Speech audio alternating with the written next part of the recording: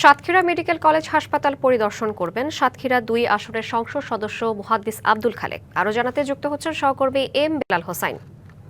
বেলাল, সংসদ সদস্য কি বিষয় নির্দেশনা দিবেন সবকিছু মিলিয়ে জানাবেন। শ্রাবন্তী, ধন্যবাদ আপনাকে। আসলে সাতক্ষীরা মেডিকেল কলেজ এই সাতক্ষীরা জেলার ২২ লক্ষ মানুষের স্বাস্থ্যসেবা নিশ্চিতের অঙ্গীকার নিয়ে কিন্তু প্রতিষ্ঠিত হয়েছিল, কিন্তু আসলে সেই কাঙ্ক্ষিত সেবা থেকে কিন্তু আর মানুষ বঞ্চিত হয়ে আসছিল এবং কাঙ্ক্ষিত সেবা কিন্তু পাচ্ছিলেন না।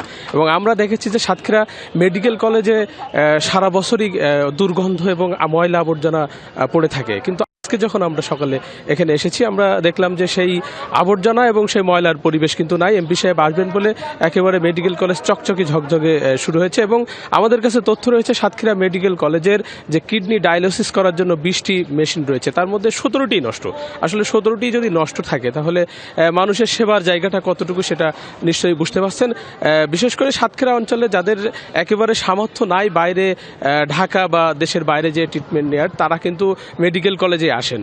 শিয়া বাটার ও ভিটামিনে সমৃদ্ধ লিলি বিউটি সোপ, তারুণ্যময় উজ্জ্বল ত্বকের জন্য। কিন্তু এখানে দিনের পর দিন পড়ে থেকে আসলে সেই সেবা কিন্তু তারা পান না।